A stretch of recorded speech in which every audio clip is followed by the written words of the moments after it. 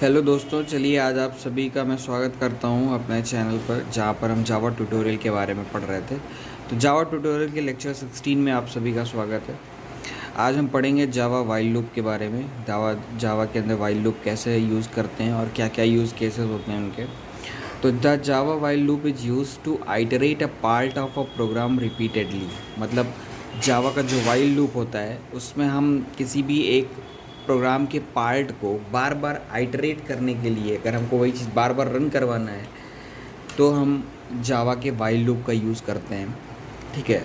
Until specified Boolean condition is true, जब तक कि जो हमने बूलियन कंडीशन दे रखा है वो अगर ट्रू हो जाती है तब तक, जब तक वो ट्रू नहीं होती है तब तक हमारा, जब तक कि मतलब वो वाइल लूप के अंदर जो हमने कंडीशन दी जब तक वो ट्रू रहेगी तब तक हमारा जो आइटरेशन है वो चलता रहेगा और जो हमने कोड, ब्लॉक ऑफ कोड जो लिखा रहेगा वो रन करता रहेगा। As soon as boolean condition become false, जैसे ही वो बूलियन की कंडीशन फॉल्स होगी द लूप ऑटोमेटिकली स्टॉप्स, मतलब वो जो लूप है वो अपने आप स्टॉप हो जाएगा, रुक जाएगा। तो इसका एक बार हम वाइल लूप का सिंटेक्स देख लेते हैं कि सिंटेक्स कैसा होता है। वाइल लूप के अंदर हम जो कंडीशन लगाते हैं, इस कंडीशन के अंदर बूलियन वैल्यू बाल के बाद में जाके बनती है ट्रू, या ये तो ये कंडीशन ट्रू होगी या तो फॉल्स होगी। और इसके बाद जो हमारा ये जो कोड है जो एग्जीक्यूट करवाना है, कोड टू बी एग्जीक्यूटेड, अब इसके अंदर हम यहाँ पर इंक्रीमेंट या डिक्रीमेंट कोई भी स्टेटमेंट लिख सकते हैं। ठीक है। कोड के बाद या पहले भी लिख सकते हैं, हमें इस ब्रैकेट के अंदर लिखना है, मतलब इस वाले ब्लॉक ऑफ कोड के अंदर लिखना है। Different parts of do while loop, अब हम देखते हैं एक वाइल लूप ये था, अब कई सारे पार्ट्स में भी होते हैं, मतलब डिफरेंट पार्ट्स होते हैं वाइल लूप को इम्प्लीमेंट करने के, कई सारे पार्ट्स होते हैं, उनके बारे में भी पढ़ते हैं वो क्या है। अब जैसे यहाँ पर क्या था, यहाँ पर आपने देखा वाइल लूप है, वाइल लूप के अंदर एक तो कंडीशन लगी हुई है। तो कंडीशन क्या होती है?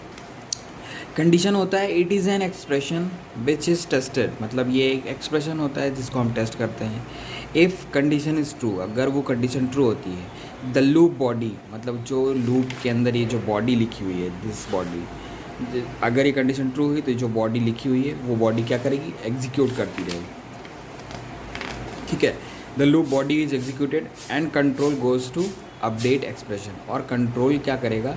एक्सप्रेशन को अपडेट करने के लिए आगे बढ़ेगा, एक्सप्रेशन को हमारे अपडेट करेगा।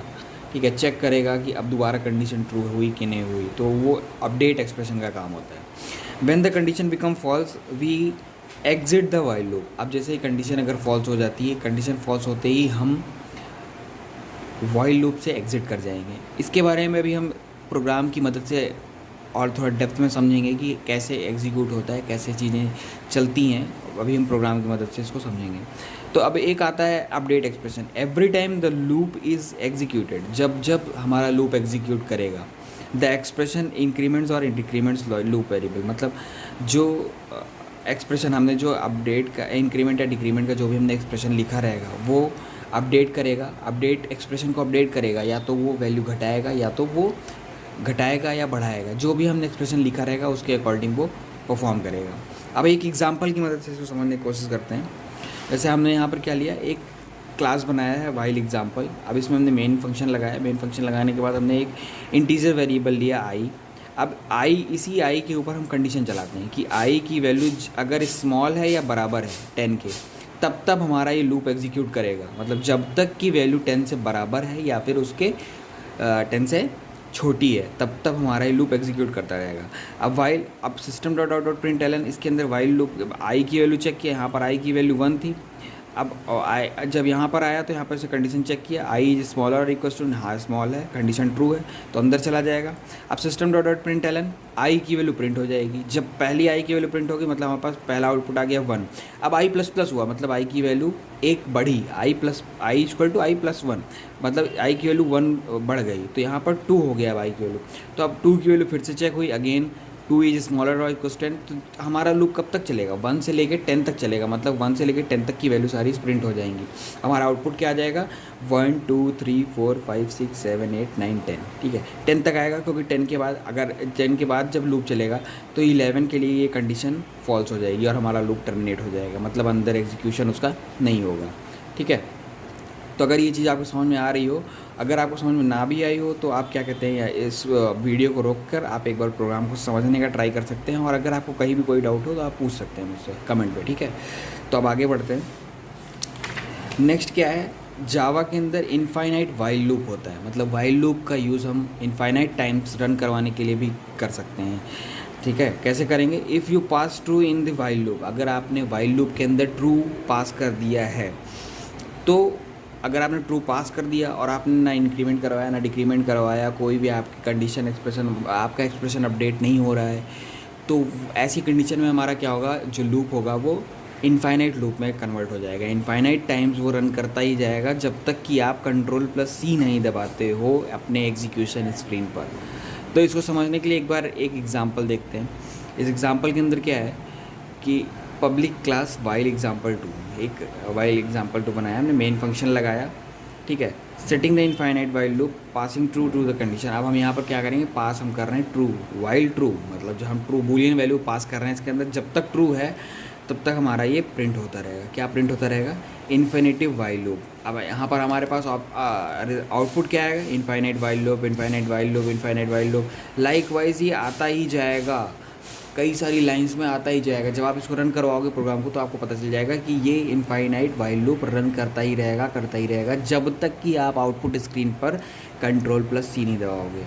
Ctrl+C आपके प्रोग्राम को टर्मिनेट कर देगा, ठीक है।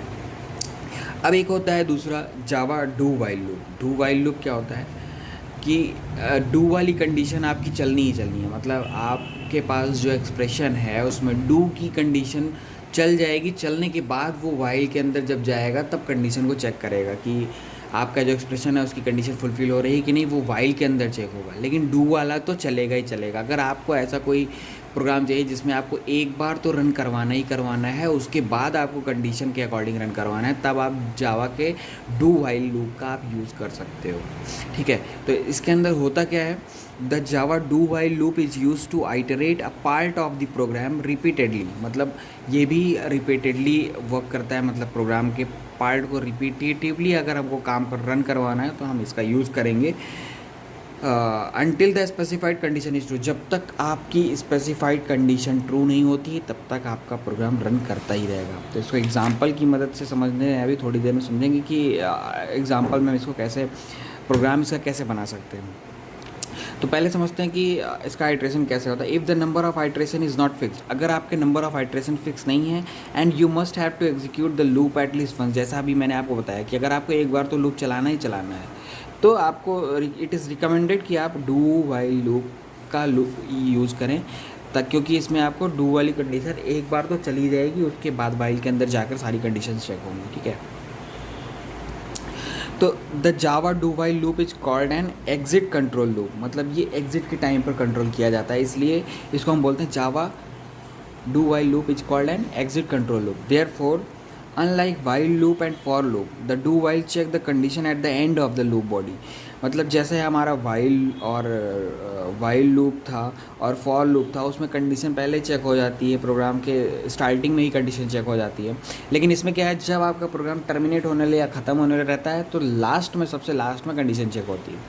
पहले आपने डू के अंदर जो भी आपने कोड लिखा वो एग्जीक्यूट हो जाएगा, अपडेट करेगा स्टेटमेंट, फिर उसके बाद लास्ट में जाकर कंडीशन चेक होगी। यहाँ पर आपकी कंडीशन चेक हो रही है, इसलिए इसको हम बोल रहे हैं कि लास्ट में कंडीशन चेक हो रही है, ठीक है। अब इसका एक सिंटेक्स आप देख लो। सिंटेक्स क्या है, एग्जाम्पल की मदद से समझने की कोशिश करते हैं। Public class do while example, अब डू वाइल का एग्जाम्पल है इसलिए हमने यहाँ पर डू वाइल लिखा हुआ है, ठीक है। तो एक हमने यहाँ पर मेन फंक्शन बनाया, public static void main, string array, यहाँ पर आर्ग्स लिया, ठीक है। यहाँ पर हमने एक इंटीजर वैल्यू ले रखी है आई इक्वल्स टू 1। अब हमने डू वाइल लूप चलाना है इसके लिए, ठीक है। तो पहले हम क्या करेंगे, पहले डू के अंदर जो भी ब्लॉक ऑफ कोड लिखा है वो तो रन करेगा ही करेगा। तो यहाँ पर डू के अंदर हम गया system.out.println आई। अब क्या हो गया, हमारे पास आउटपुट में तो आ गया आई की वैल्यू आ गई, मतलब हमारे पास आउटपुट एक तो निकल के आ गया 1, ओके। अब आई की वैल्यू प्लस हुई, मतलब आई की वैल्यू एक बार बढ़ने के बाद अब फिर कंट्रोल यहाँ पे गया वाइल पे, उसने आई की इटरेशन को चेक किया कि आई स्टिल स्मॉलर देन 10 से स्मॉल है, हाँ 10 से स्मॉल है। तो जब 10 से स्मॉल है फिर दोबारा डू कंडीशन चला। ऐसे ही लाइक वाइज ये तब तक चलेगा जब तक कि हमारी कंडीशन फुलफिल ना हो जाए। जैसे अभी 10 मान लो, अगर आप यहाँ पर 10 हो गया वैल्यू, कंडीशन 10 हो गई, ठीक है। तो 10 बराबर है, मतलब यहाँ पर एक बार 10 प्रिंट हो जाएगा। फिर जब 11 पे बात आएगी तो यहाँ पर कंडीशन फेल होगी, मतलब हमारा आउटपुट में 1 से लेकर 1 2 3 4 5 6 7 8 9 10 ये पूरा प्रिंट हो जाएगा आउटपुट में, ठीक है। उसके बाद जब आउटपुट प्रिंट हो जाएगा तब मतलब आप इसमें एक चीज़ नोटिस करने वाली है कि जो डू के अंदर जो भी चीज़ लिखी हुई है वो तो चलनी ही चलनी है। अगर फर्स्ट टाइम आपने चला दिया तो वो पहले चलेगी, उसके बाद कंडीशन चेक होगी, ठीक है। तो ये पॉइंट नोटिस करने वाला है। और अगर आपको वीडियो में कहीं भी कोई भी चीज़ आपको समझ में ना आई हो तो आप कमेंट कर पूछ सकते हैं, ठीक है। और अगर आपको वीडियो पसंद आया हो तो चैनल को लाइक कर लें और सब्सक्राइब कर लें।